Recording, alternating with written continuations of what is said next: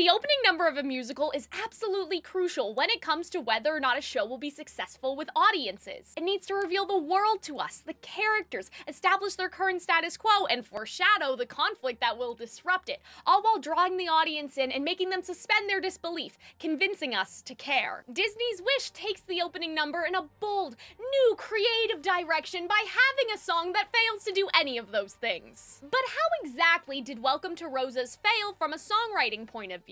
How does one opening number create a butterfly effect that causes the downfall of an entire movie? I'm gonna prove to you how this could have been avoided and show you how you can avoid making these same mistakes in your own storytelling. Many people have talked about the song's terrible lyrics, wonky meter, and boring, formulaic structures, and have no fear, I'll talk about all those things too. We are going to talk about all the blunders in this song, from the instrumentation, rhyme, meter, lyrics, and characterization. But this song isn't just riddled with technical errors, it's missing the one thing that an opening number needs in order to work. This is something I guarantee you have not heard yet, and you're going to learn how all these small mistakes snowball into something catastrophic. Good day everyone, it is Calxiyn here, ready to nerd out on Calxiyn Cares Too Much about something that maybe only I care about, but I'm gonna make you care. Before we can talk about all this, the first point of critical failure is in the instrumentation of this song. In my other videos, the instrumentation can take up a third of the runtime because orchestrations are full of intentional decisions that guide our emotions, tell us about the characters' personalities, or have secret leitmotifs that foreshadow the plot and the conflict. But Welcome to Rosas is so boring that this is the only time I can talk about it. This doesn't sound as pop as the other songs, but it's extremely repetitive and the music is stuck at 50% energy the entire time. It never pulls back to get more quiet or intimate, but also doesn't ever go to 100 for a big dramatic moment. Let's compare the song to Belle, for example. When Belle starts, she's singing sweetly and there are a lot of light instruments to showcase how the countryside where she is coming from is peaceful. The birds are singing with her and it's serene because she's alone with her own thoughts. Contrast this to when she goes into town. We immediately feel the hustle and bustle and the heavier sound and how Belle is at odds with them. Whenever the townspeople sing about how strange Belle is, there's a musical theater reaction that happens at the end of each phrase that is very quirky.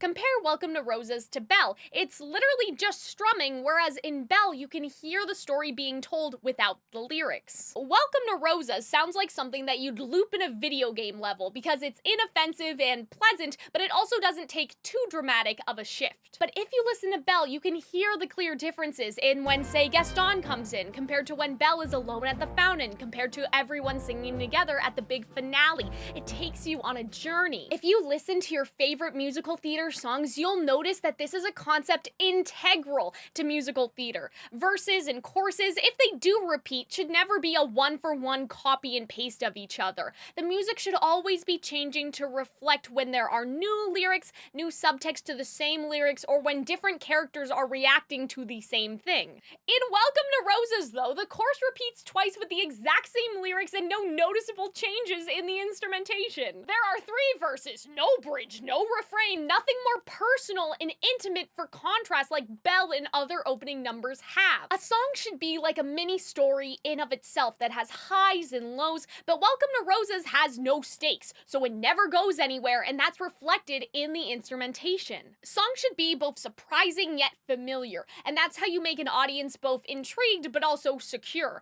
The song doesn't create intrigue or surprise because it's so repetitive in terms of the instrumental. With the verses, for example, you could say that this is the wrong type of surprise and the wrong type of regularity.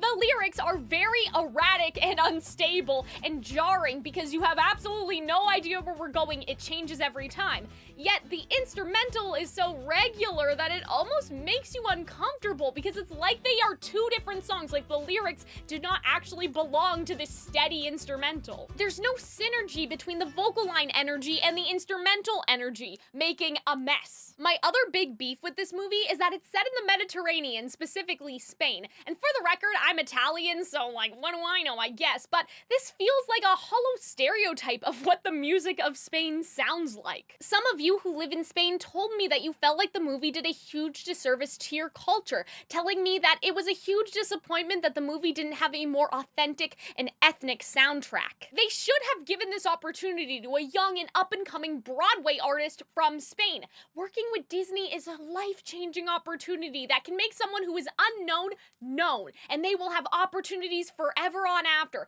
But instead, they hired this already established pop writer who didn't even know how to write a musical. I'm not gonna let this company forget that a Broadway composer and lyricist saved their company from bankruptcy, but instead of honoring that for their 100th anniversary, they threw that all away by hiring a pop musician. But a bad instrumental could have been saved by good lyrics. Too bad we don't have any of those, though. I decided to put all the verses on one slide, and I'm immediately bombarded by how little in common they have with each other. If we look at another opening number I covered recently, Free from Barbie Princess and the Pauper, look at how neat these verses are with each other. Erica and Annalise both have this 8-7-13, then 8-7-13-5. Now look at Wish! You don't even need me to explain this to you, you just see how wrong it is visually. Something so important for musical theater is the idea that content dictates form and that form follows function. But what does that really mean? And I want to try a new way to explain this, so let me know if this works for you in your brain.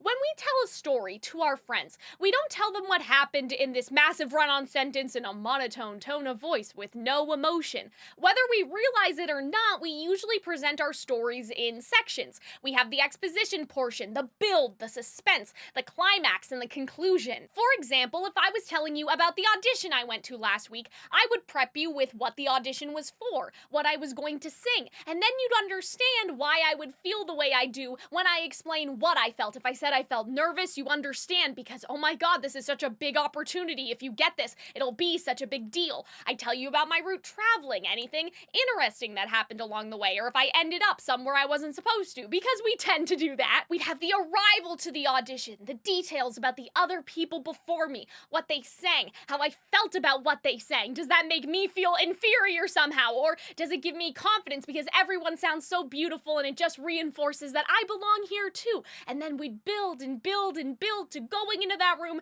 singing, and immediately getting cut. Then we talk about how after all that anticipation and nervousness and excitement, I just went home, and how that made me felt. And maybe we'd also talk about whether or not I want to keep doing this to myself. That's the journey we go on, and it's not just a story for the sake of telling a story. It comes to a question, a choice that you need to make. Are you going to keep pursuing this, or are you going to give up? Your content is everything that happens at the beginning of your journey all the way to the end. So depending on the function of that content, it'll take a different form. And if two sections have the same function, like Free, they will have the same form. Like Erica and Annalise are singing about their current realities, and so their sections are structurally exact copies of each other because they have the same function. It's exposition information that establishes the status quo and then foreshadows what the conflict is. When we get to the chorus, it showcases what they dream of in a floaty, imaginative way, and it also tells us what they want and how it conflicts with the previously established status quo. The bridge takes the reality of what is versus the hope of what could be and builds intimacy with the audience, creating that tension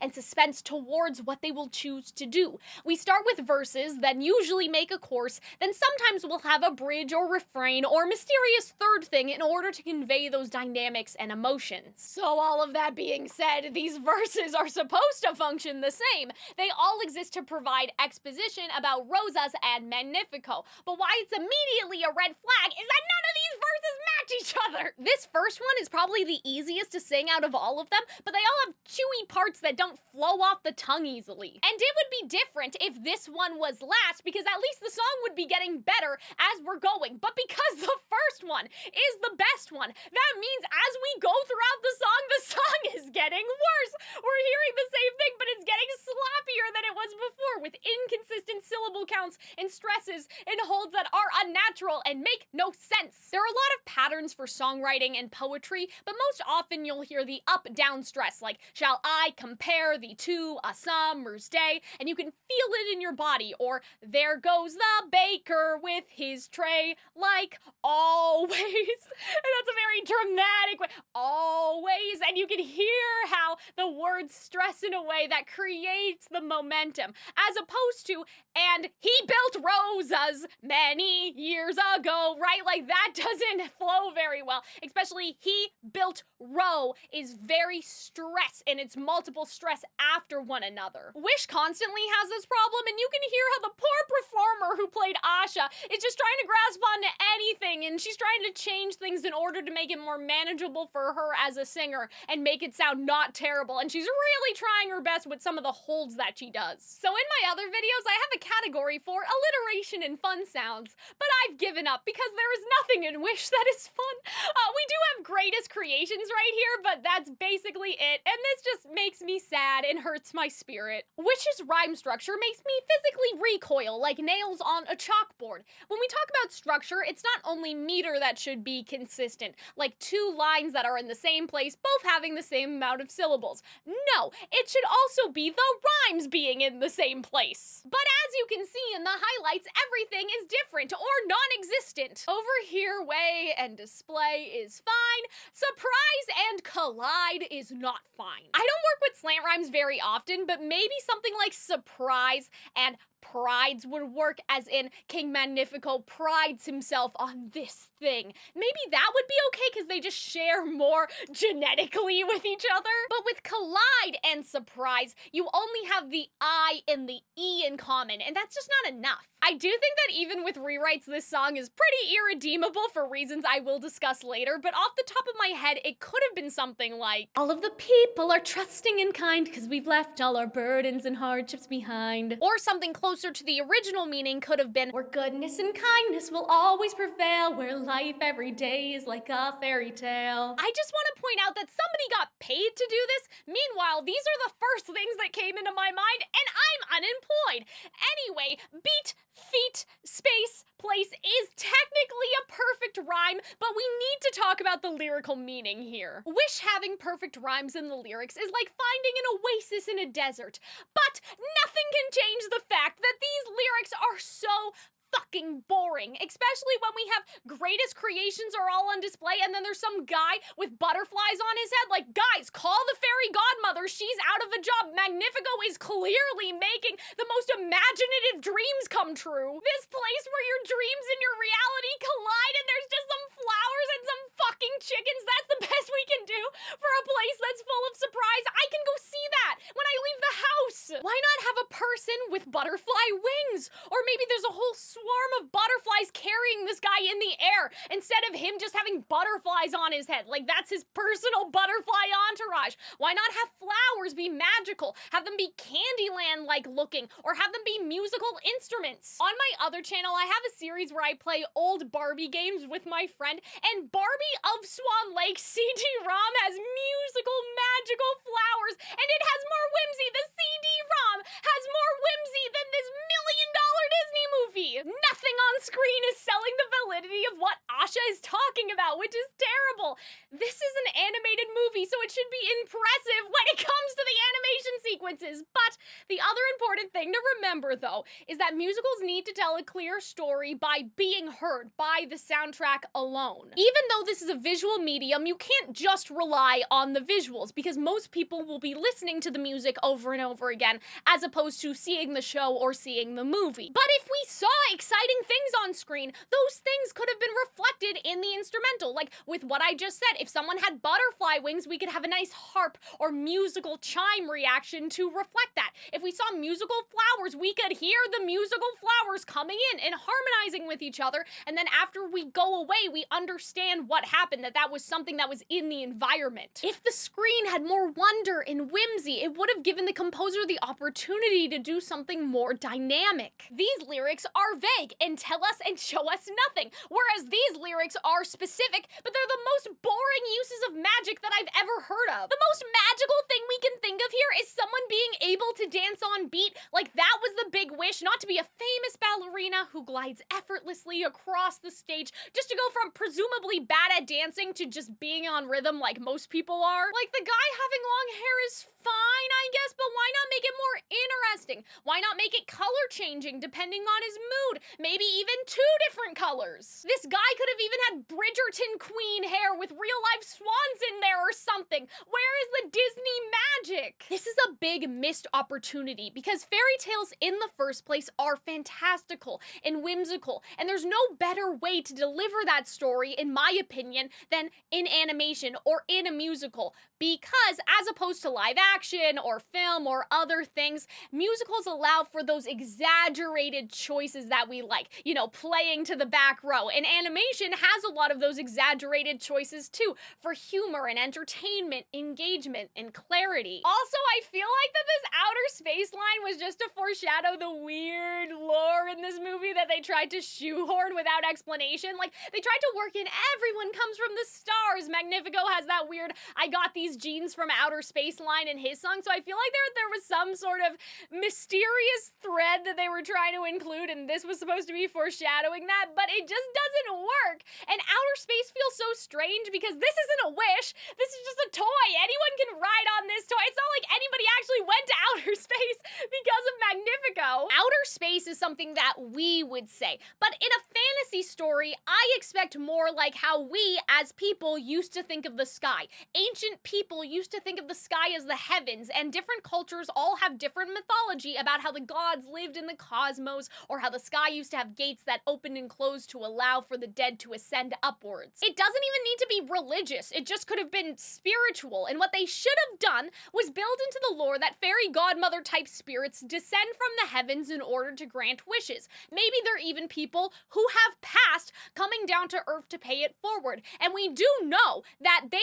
originally toyed around with the idea of the Star Boy being Asha's father, and so maybe this is just all a leftover plot thread of something that didn't make sense, but to me it makes perfect sense that the sky is full of the spirits of people, and when they hear the anguish of people on Earth, they come down, they pay it forward, and grant someone's wish. And Magnifico could pretend he's basically a god when he doesn't have magic like the stars do. He's just an alchemist. And you know what this would connect with? This would be a type of pandering to the adults that I would actually appreciate, because not only would it connect to things like Pinocchio and the Blue Fairy and the Wishing Star, it would also connect to Princess and the Frog, because after Ray dies, where does he go? He goes in the sky! So I have this idea for a rewrite that Magnifico basically has no real magic, it's alchemy, and he crushes people's wishes to get power to grant other wishes, so an equivalent exchange situation. If we have this idea that the spirits come down to Earth in the form of the Shooting Star, Blue Fairy, Fairy Godmother type thing, it would make sense that Starboy comes down to Earth, and that would expose Magnifico as a fraud, because Starboy has real magic, again, that's spiritual from Celestia magic, contrasted to what Magnifico does. Lore rewrites aside, though I'm not done, I will rewrite this entire song. This song just doesn't convince us to care about the world here. It doesn't make you think, wow, this is amazing, I'd want to live there. This place doesn't feel any more magical or enchanting or awe-inspiring to us compared to real life. Think about Belle again. There goes the baker with his tray, like always. That tells us that Belle is tired of the same old routine every day. She outright says multiple times that she wants more than this. And I understand that Asha is supposed to love this place, but she could have talked about what she loves, just like how Belle talks about the routine that she hates. Asha can just find love in a routine. Why not have something like, this is my favorite bakery? But don't be fooled. Those cupcakes, they aren't just vanilla. If you take a bite, you'll be brought back to the first time you tried your favorite food and all the feelings that come with it, or an entire feast in one bite, remembering the favorite meal that you had with your family. Or why not have, oh, there's old so-and-so with his flying elephant show, I remember watching that with my father. There you go, Disney. There's the pandering that you want for the adults so much. Or why not have, oh, my grandfather loves that shop with the musical flowers. I should get him one for his birthday. That would foreshadow Saba's wish, and then it would have also highlighted how Asha feels about her own home. Like, we would understand the spirit of Rosas is in the people. It's the people's dreams and imagination that makes this place better. Magnifico takes credit for those dreams coming true, the things that people created because he granted them the ability to do so, but the actual creations and the ideas, they come from their hearts, they come from us. And the dancing on beat thing, it doesn't showcase how people's wishes benefit the atmosphere or the culture here, or that there's a sense of community. Like, it's such a nothing thing when they should have showcased how people's wishes make this place better. It makes it a fun place to live. This place is supposed to be full of magic, and it feels like just a normal ass city, and it even feels uglier than other normal places in Disney movies because everything is so gray and flat, but we'll get to that later. Here's what I would do if I was going to completely overhaul this section.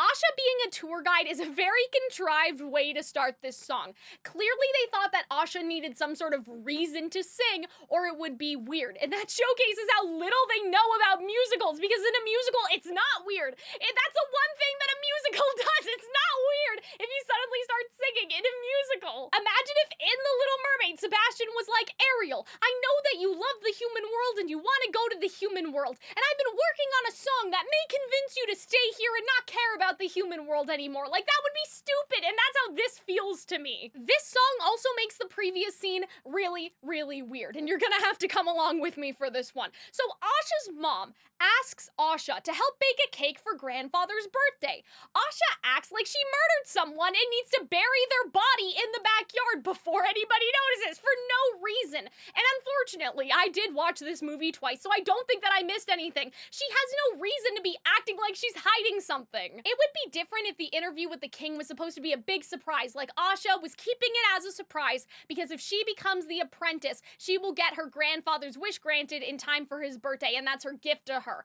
But when they're having dinner, Asha's mom at dinner is like, oh, Asha, you should be proud that you got to the final round, even if you didn't get the job. So what was it? Did you know? Did you know from the morning that Asha had an important interview when you asked her to bake a cake anyway? Or did you not know when Asha told her off screen? This doesn't make any sense. The mom seems unreasonable because she has to go help Dahlia, give a tour, and she has her interview. And it's like, Mom, your daughter has a job. Leave her alone. You can't be mad at her for not helping you. She has places to go and you're supposed to know this. But Asha's so suspicious that you think that she's lying to her mom. But she's not lying, and that just makes Asha seem kind of weird and like a little unreasonable and crazy. There is no reason that this opening scene needs to be cringe. So here's what I would do instead, in line with my alchemist rewrite situation of the lore. Asha is an alchemist following in her father's footsteps, and she has a secret interview with the king to tell him about an important discovery she has made about how the wish ceremonies may be causing harm to people. In this version, it's a secret that when people give their wishes away, they forget, instead of the forget without regret thing we hear throughout the entire movie, but more on that later. So we open Asha's room, and she's clearly been up all night, hyper fixated on this alchemy contraption that she has. And now she's like, oh my god, it's morning, I gotta get ready. But she can't say no to her mom when she comes downstairs. She can't say no to baking the cake for the grandfather because she has no reasonable excuse, because now it's a secret. So Asha helps bake the cake as quickly as possible. Maybe she uses some alchemy to help the process go along faster. Like how, oh, well, if we turn up the oven for double the time, the cookies will bake twice as faster. Like, that's not how it works, but it's comedic and endearing. She ends up covered in flour and cake batter, and she kisses her mom on the cheek, kisses the grandfather, and runs into town. So Asha's like, if I keep running, I can make it, and if I take these shortcuts and back alleys, because Dahlia works at the castle, obviously, and apparently so do her other friends. They all hang out there, right? So Asha knows all the little secret ways to get there, and she's like, if I keep running, I can get there. But in the alleyway, she sees this crying child that is clearly from the tour guide group. He has his little flag, he is sitting there sad, all alone. Clearly he has gotten lost. And Asha briefly considers, let the tour guide find him. Rosas is safe, he'll be fine, it's not my problem. I I'm late for this interview, and it's very, very important, but she can't leave this kid all by himself. She just has too much of a big heart. She knows how it feels to be scared and sad and alone, especially with her father's death. And because this kid doesn't speak any English, being from the tour guide group, Asha needs to communicate with him through visuals and music, needing to find his family, but also wanting to comfort him. This is how we establish Asha as kind, almost to a fault, because in the movie, they keep having to tell us this repeatedly, or else we wouldn't know that about Asha. But in this rewrite, we would see it for ourselves in Asha's behavior. So in my head, this song would start quiet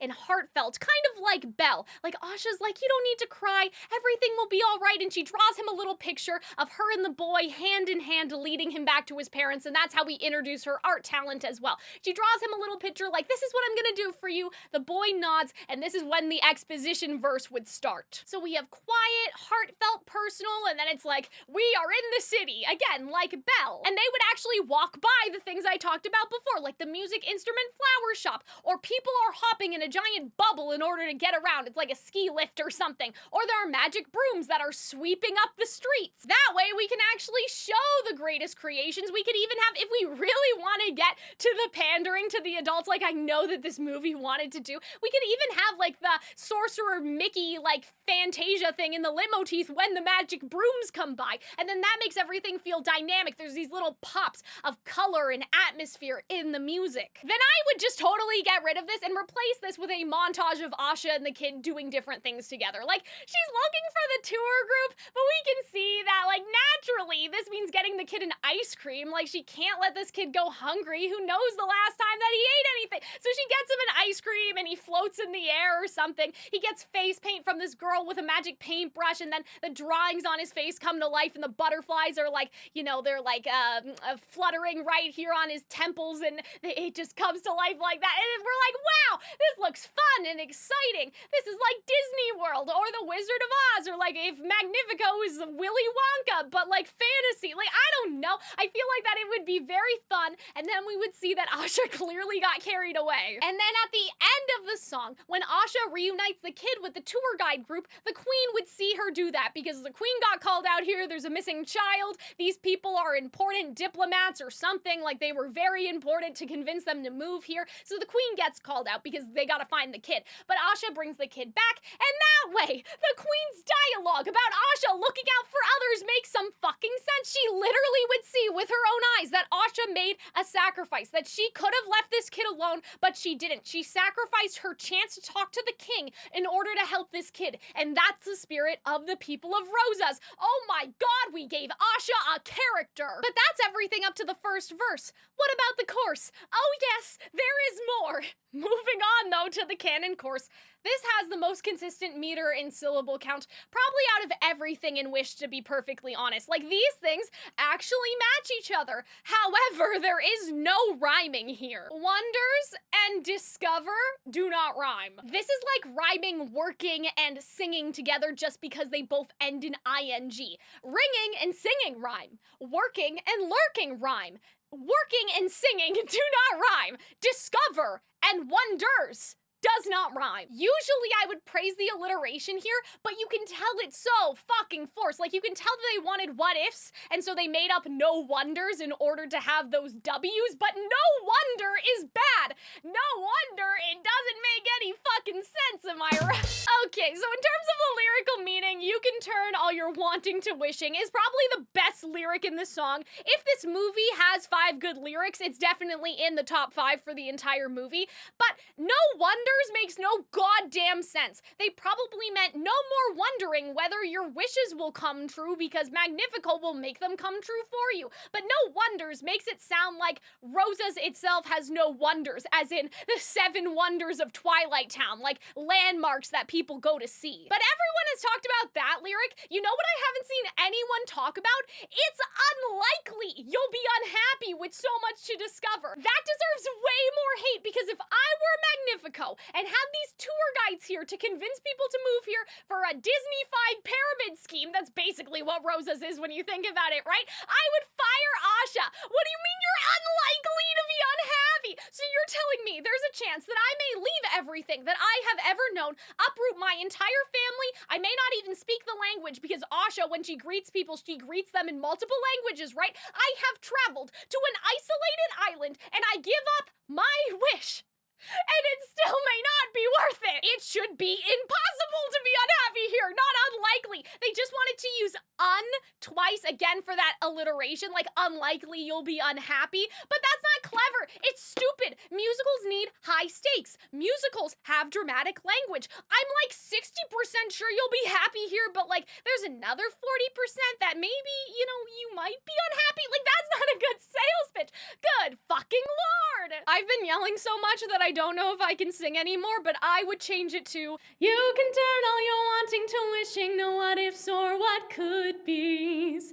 You can get your happily ever after as splendid as life should be. So in this theoretical change, the rhyme here is could and should. We use could and should to create a perfect rhyme, whereas the difference is the stress of the be's versus be, and that creates contrast. What could be is stressful, like you're yearning for what life you want, but it may never happen. But life as simple as it should be, that's without the stress. That's not stressful anymore. So you give your audience the rhyme so they have something to hold on to. Again, they have some level of security, surprising yet inevitable. But the contrast comes in the dynamic part of the what could be's versus the should be. If for some reason you didn't want to entirely change the lyrics of the chorus, there's something very easy you can do to still feel like it built somewhere. And that's by changing just one word, can, into will. In the context of this rewrite, Asha's saying, hey, you can turn all your wanting to wishing, but you have to stay here though.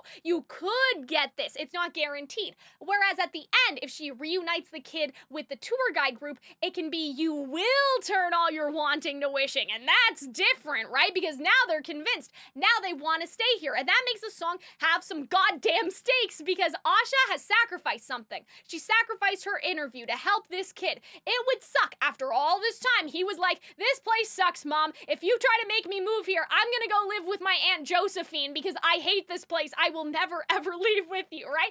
Asha wants this kid to feel about Rosas the same way that she does, right? And so by changing can to will, you showcase that she successfully completed that objective. They will turn all their wanting to wishing because Asha's display of kindness has convinced this family, like, yeah, this place is great. I would love to move here, and clearly my kid wants to move here too. Getting back to the actual song though, the container or form of verse 2 is all over the place, as you can see. The meter is inconsistent. There is nothing fun happening here in terms of clever alliteration or other fun sounds. And to add injury onto insult onto injury, yes, I did say what I said, the rhyme structure also changes here for no reason, because if I'm being generous, when we look at this, it is AABB, as in way, display, rhyme one after another, and then it's BB with surprise and collide, even though they don't rhyme, as we already discussed. But this is like AAA in an attempt at a fourth A. Verse 2 should have the same structure and placement as the rhymes do in verse 1. But for some reason, we're trying to rhyme magnifico with a go, with glow, with powerful, and then powerful just flies off a cliff because they're trying to make it sound like glow so badly. This is what gives Wish the vibe that someone is just singing in the shower and making things up as they go. Like, there's kind of a sense of melody, and like the person kind of knows what rhyming is, but like this is kind of how children rhyme, and it's no hate towards AAAA, like I've done it. Disney masterpieces have done it. But if you do it like this, especially when the first time we heard this, there was a completely different rhyme structure, it just makes you look like an amateur. You're going against what you already established to make an objectively worse choice. Coming down to this chunk, twist and kiss don't rhyme. Twist and kissed would rhyme, and then swish and wish is just kind of lazy. But let's talk about the lyrics. I hate Asha saying so like, cause it's so modern and annoying, and I also have beef with this being about Magnifico. You would think they have never talked about Magnifico before, right? But we hear this in the opening narration for the movie, and then we hear it again in his office, and then we hear it again. Like, they tell us Magnifico's backstory multiple times throughout this movie, and this will piss off an audience capable of rubbing two brain cells together together because it's like the movie's calling us stupid. Like, remember the narration that happened 5 minutes ago? We don't think that you did, so we're gonna repeat it again. I understand they wanted to tell the tour guide people this, but what tour guide people are considering to move here without knowing this about Magnifico in the first place? Or you could have just started the song with Asha reading the fairy tale book, like it's a fairy tale book, but maybe it looks like a pamphlet, to the tour guide, and it's like, okay, now that you know about our king, let's go see the city. Why do we need to have it twice? This narration that's in a vacuum,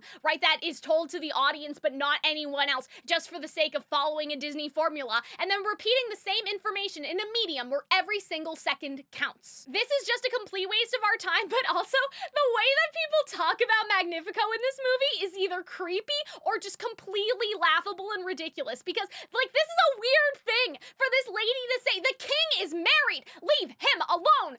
But as I kept watching the movie, I realized why they're talking about how hot he is all the time. Like, with Dahlia, she mentions it. With this lady, she mentions it. It's constantly mentioned by other characters, and I realized the reason is it's not a reference to the evil queen. No, it's because if the characters did not tell you this, you would not believe it. Magnifico is a grown-ass man with a full beard, right? But he has these giant baby googly eyes that make him super weird looking. He has a childlike appearance in his eyeballs, but the face of a grown man, and that's weird. He's like us with a twist is stupid. Who would talk like this? I saw Jonah change this to he guards us with his life. I really wish that I were his wife, and that's so much better. I mean, I don't know how I feel about the gag, but if we're keeping the gag, it's a better way to convey that.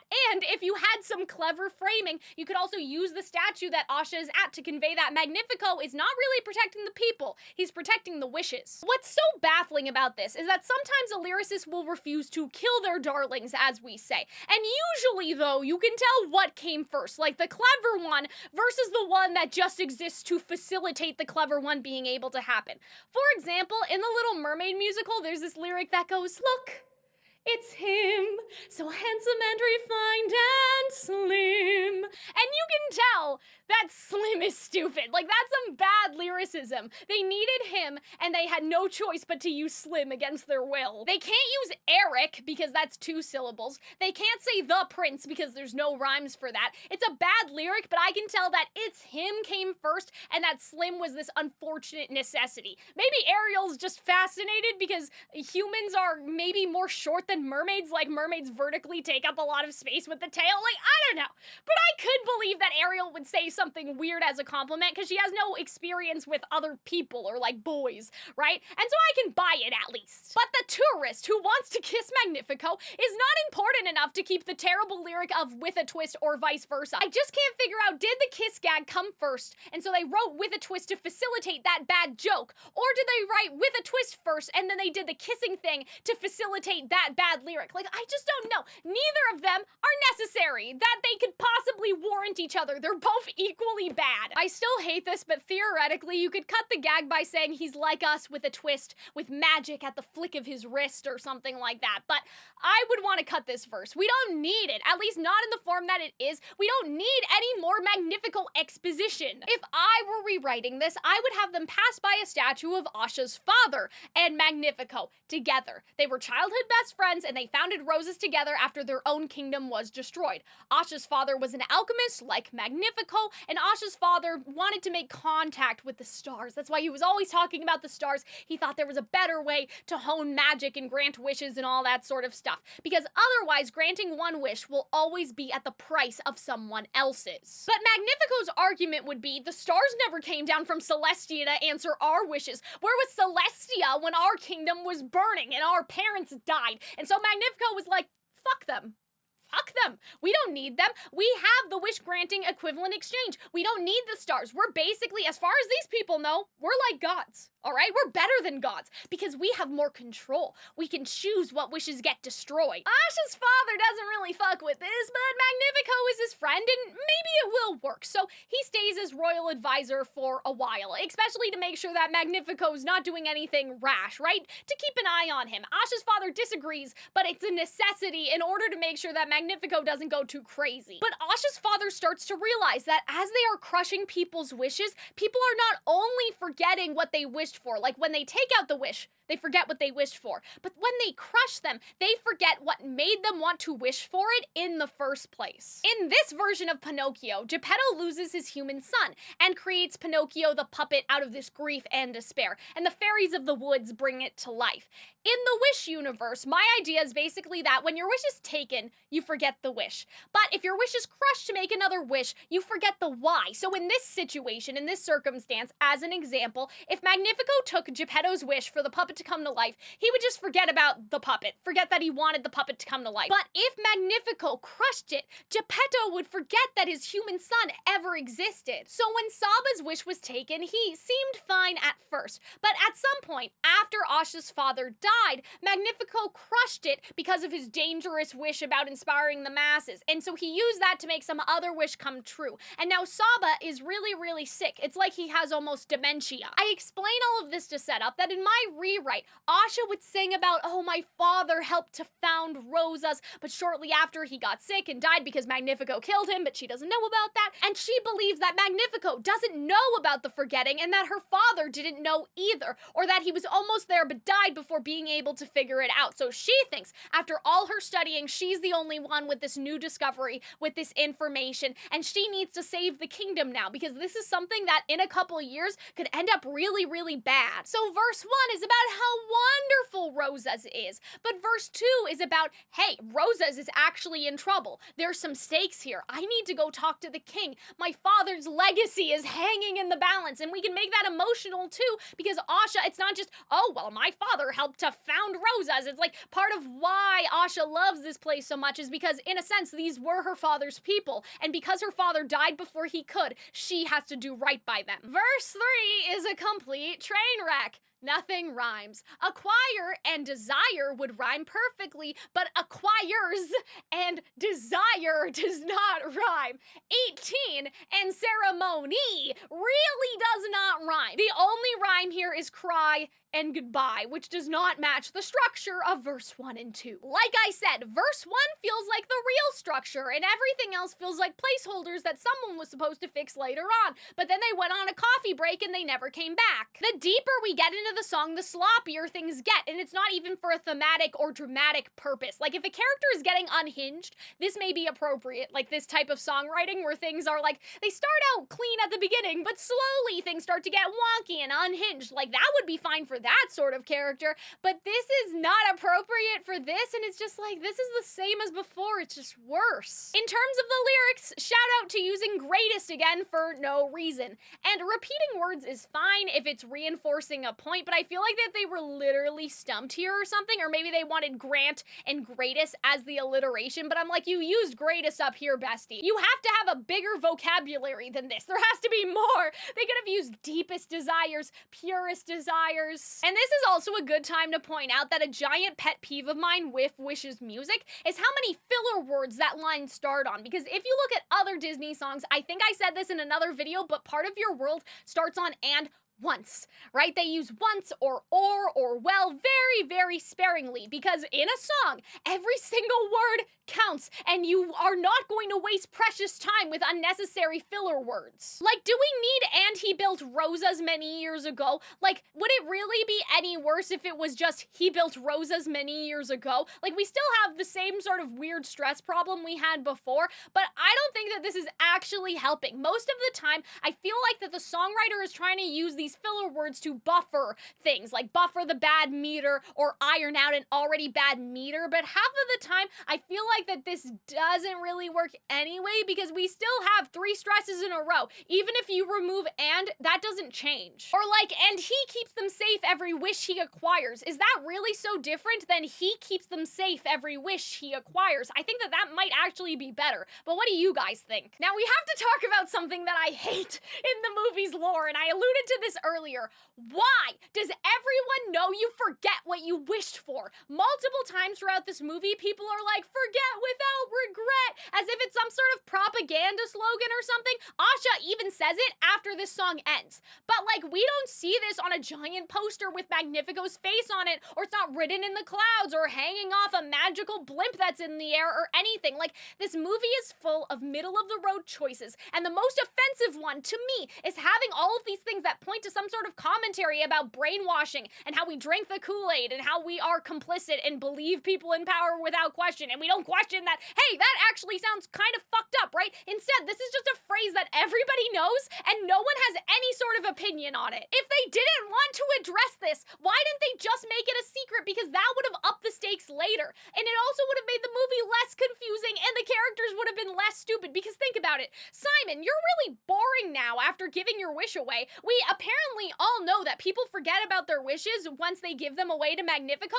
but I guess those two things aren't at all related. Asha gets so outraged at Magnifico for making people forget the most beautiful parts of themselves. But bestie, you knew that! You've been telling the tour guide people that they should forget without regret. You are part of the problem. If they had just made it a secret, it would have raised the stakes of the entire movie, because then Asha would find it out inadvertently, and Magnifico would be like, I have to kill her. Nobody else knows this, and if she tells everyone, I will lose everything. Also, visually, during this section, if you look at the movie right now, it is so lifeless and boring because of the background. Like, the characters look like they are puppets on a green screen half the time, and everything is so gray and just terrible and lifeless. Like, why aren't these buildings colorful? I have seen photos of Spain where the houses are bright orange and blue and purple, and I get maybe that's not the norm for you guys that live there, but like, this is an animated fairy tale movie. Make some color choices about the architecture and stuff.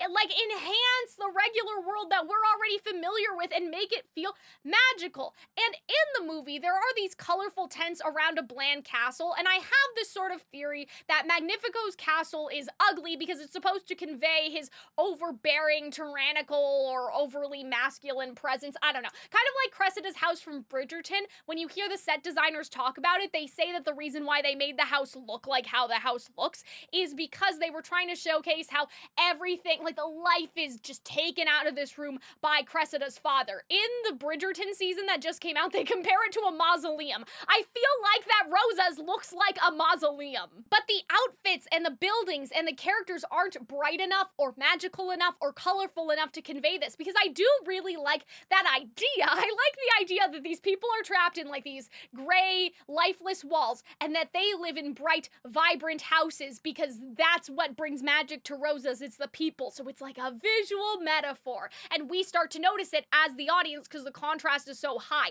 But everything is just so fucking boring. Think about Topsy-Turvy from Hunchback of Notre Dame compared to this, right? Notre Dame is gray and dark, and when Quasimodo goes into town, that changes. Clopin is super bright. The puppets are bright. The dancing girls are bright. And when Quasimodo ends up in Esmeralda's tent, it's this bright, warm orange, and that's supposed to be the metaphor of heaven's light, right? Quasimodo tripped over from this like dark world that he used to be in, trips into Esmeralda's tent, and then when he gets in there, it's bright. It's heaven's light. It's this warmth that he's never felt before. And so that's how you do that right. Meanwhile, Asha is drawing the most colorless picture I have ever seen on the ground. And can we compare this to Tangled, please? Because I feel like that's clearly what they were referencing, is because Asha's doing the chalk drawing and it has the same sort of camera overhead. Tangled looks so much more vibrant than this. I don't know what, did no one look at this movie as they were making these references to pander to the adults, and no one thought like, hey,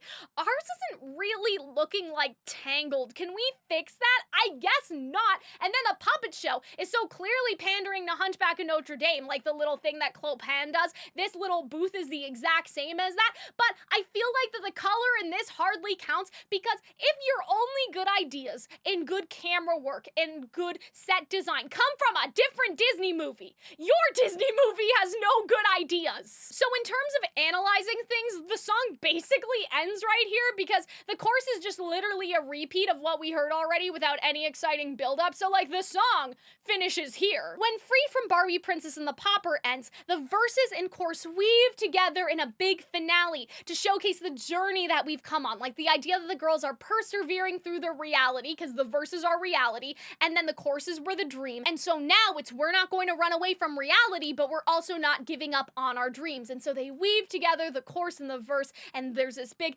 triumphant finish as the conflict of this song, or the story of this song, hits the climax and is kind of resolved in a way. Even if we have the journey of the rest of the movie to still go on, the song itself resolves. But when Wish ends, we are literally in the exact same spot that we were when we started. So what was the fucking point? So if I were to rewrite this, instead of just repeating the verse again, I would have had this bridge section where Asha talks about her grandfather, a little like tomorrow night the lights will appear, sort of quiet, intimate moment like how Tangled has. So Asha will be saying, you know, when her father died, her grandfather sacrificed so much to raise her and take care of her, and she hates to see that he's suffering like this. She wants to ask the king for her grandfather's wish to be granted because he's so sick, and this may be the one thing that can heal him right now. And then she wants to promise him, hey, I won't do it for nothing. Like, I understand that granting my grandfather's wish is a big deal, so after you grant his wish, I promise I'll work for you and I'll find a solution to help everyone. And that would make Asha a lot less selfish, because in this case, it's not her just wanting his wish to come true, right? It's that he's literally dying without his wish being granted, and so she's saying, hey,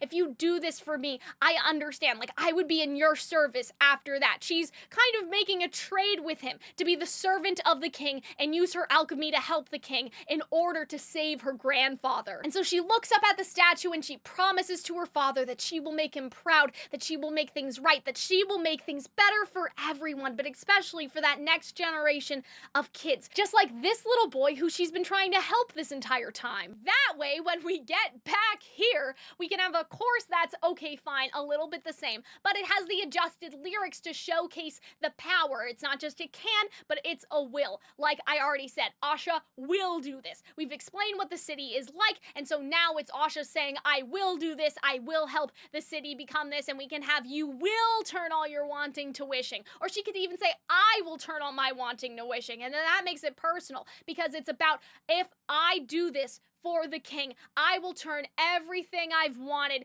into my wish coming true. I will be able to help people, and that's what I want. Now, we may be at the end of the song, but that doesn't mean that the video is done yet, because beyond horrible lyrics and sloppy structure and this boring repetitiveness, there is a huge mistake I haven't talked about yet. But before I reveal it, I just want to thank my patrons on Patreon and my YouTube membership members, because without them, I wouldn't be able to do any of this. So if you want early access or other cool rewards like being able to vote on what video comes next, but also suggest what videos I make in the very first place, you can check that out all while supporting me. I really appreciate you guys, and now we can get into what doomed this song and the rest of the movie. At the beginning of the video, I listed things that an opening number needs to do. They need to introduce us to the setting, the characters, the status quo, the conflict, but I did leave something out. An opening number also needs to present a thematic question that will be answered throughout the journey of the story.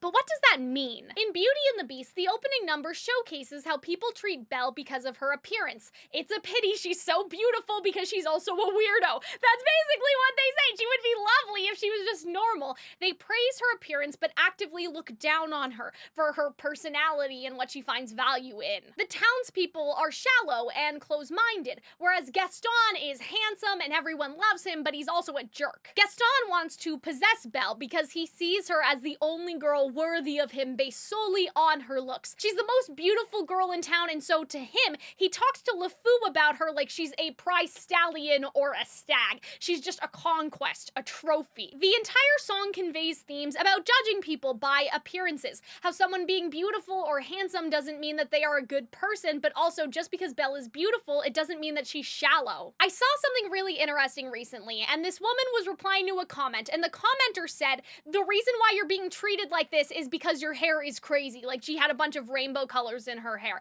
And the commenter was basically saying people would treat you differently if your hair was normal. It's because of your hair.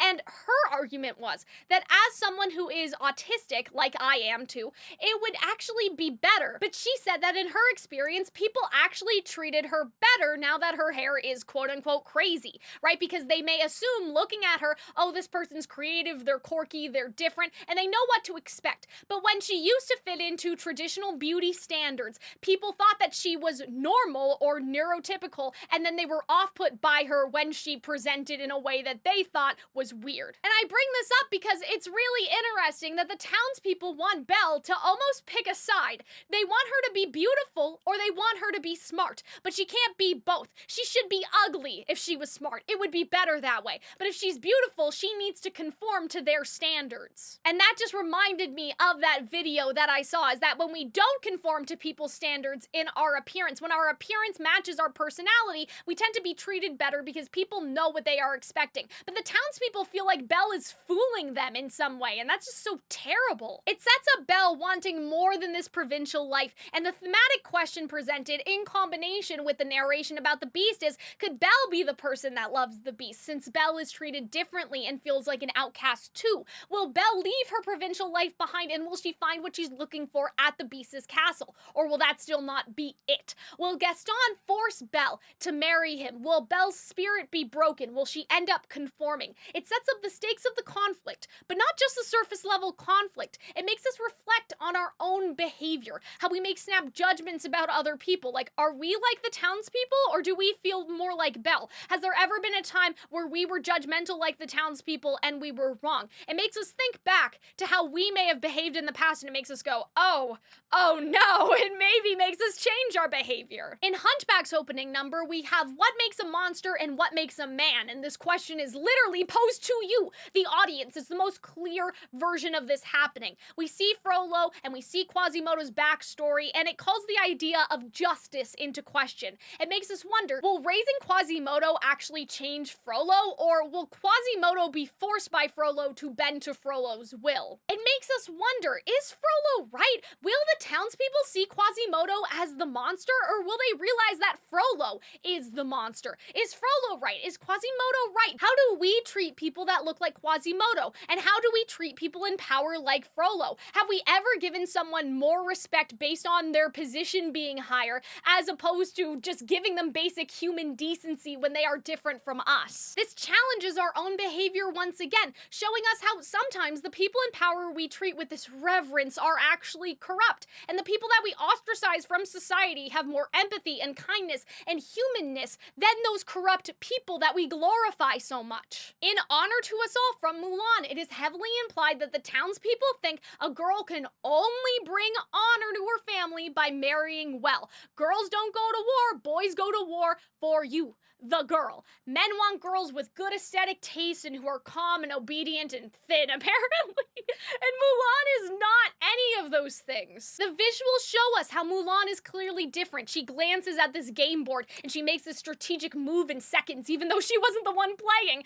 And then these boys are bullying this girl, and she swiftly grabs the doll that the boys took from her and gives it back to that little girl. And the song establishes the questions of, there is clearly more to Mulan, but will she try to pursue that? Can a woman be more than a wife and a bride? Will anyone give her the chance to be more than this? Will she give herself that chance? And more explicitly, is there a way for Mulan to bring honor to her family by being her true self? And it makes us reflect on our own ideas about gender roles, and if we have changed ourselves at all to fit in with what our family wants us to be. Have we hidden or given up parts of ourselves because we're afraid of embarrassing and disappointing the people that we love, and we want so badly to appear normal? And at the end of these movies, the thematic question is either answered with a finale song or just in the script for Mulan, since after a certain point, Mulan stops being a musical because there is a genocide of an entire village of people, right? But in Beauty and the Beast, you have the tale as old as time finale reprise situation,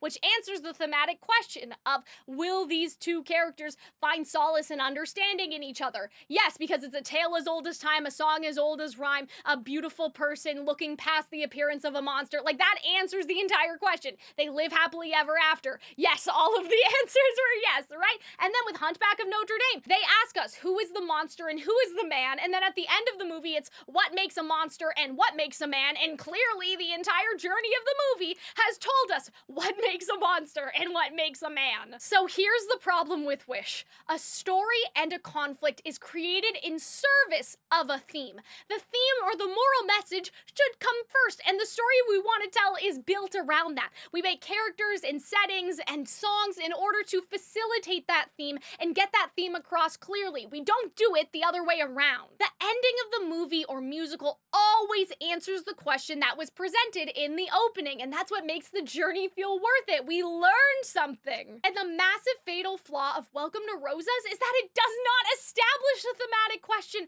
because the story doesn't have one. Welcome to Rosas ultimately doomed the entire movie because they had one chance to figure out what the theme was going to be during development and weave it into the song and then weave it into the rest of the narrative in the form of the characters and art direction and storyboarding and scripts and all of that other stuff.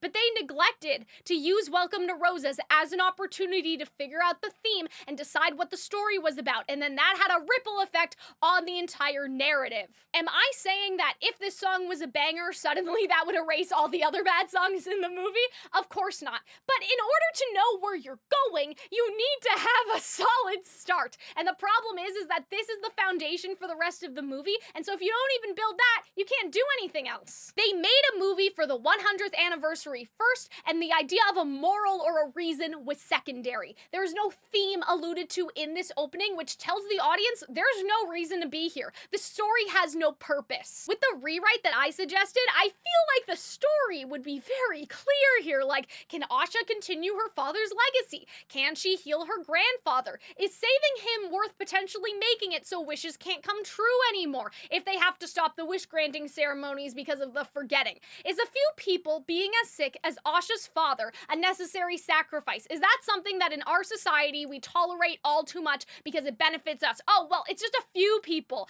like Asha's grandfather. So like, you know, the ends justify the means. It's the needs of the many and all of that sort of stuff, right? Can Asha make people see that Magnifico is not the person that they think he is? Is it worth it to give someone that level of control over your life on the mere hope that your wish could be granted when it may never be granted at all? Can one girl change the world? If we broaden these themes, the movie would make us question what happens to us when we give up our own wishes. What happens to our spirit when we crush our own dreams or leave them in the hands of somebody else? The most beautiful part of these people have been taken by this person in power, and they are being crushed by him. And that's a metaphor for how we lose sight of our dreams and the grief and the toll that it takes on us even when we may not even realize it. It just would have been so Disney to show that as adults, we become complacent. We crush our own dreams. We let other people make decisions for us, or we just sit around waiting, just waiting for something to happen. Oh, well, maybe by fate,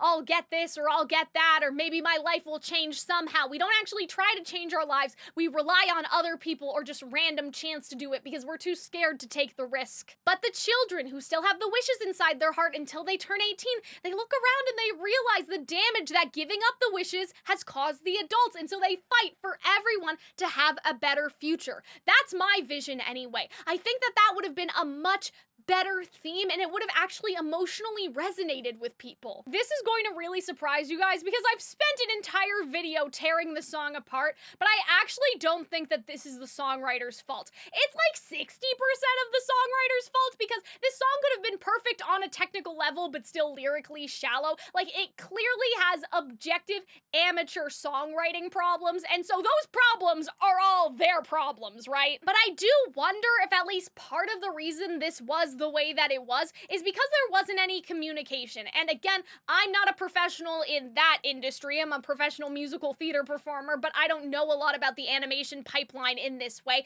But say, for example, in Frozen, right? Anna talks to the painting and she stuffs chocolate in her face. And these are lines that are in the song. But what comes first? Like, does the songwriter write these things and then the animators do it? Or is someone supposed to tell the songwriter this is what the animated set will have, and the songwriter decides what to use and what to play with? Because if nobody told the songwriters what they could and could not do, I'm kind of not surprised that they decided not to do anything too specific. Because imagine this, maybe there was another version of this song where the songwriter made explicit references to things and they sent it in and then they got it back and they were like, we can't do that. We can't do that. We don't have the animation for that. We don't have the set for that. We don't have the asset for that. And so they were just like, okay, we'll do something else, I guess, right? And they were left completely abandoned in the wind. I know that this is an animated musical, but theater is a team sport. Everyone comes together to create a show. You don't just lock the songwriters in the dungeon and keep them away from the set designers, costume designers, directors, script writers, or performers. Usually in live theater, okay, the script and the songs come first, and then the set designers have to execute that vision. Like, even if there's something crazy in the song lyrics, oh well, you have to make that thing now because that is how the show is set. That is what the show is supposed to be.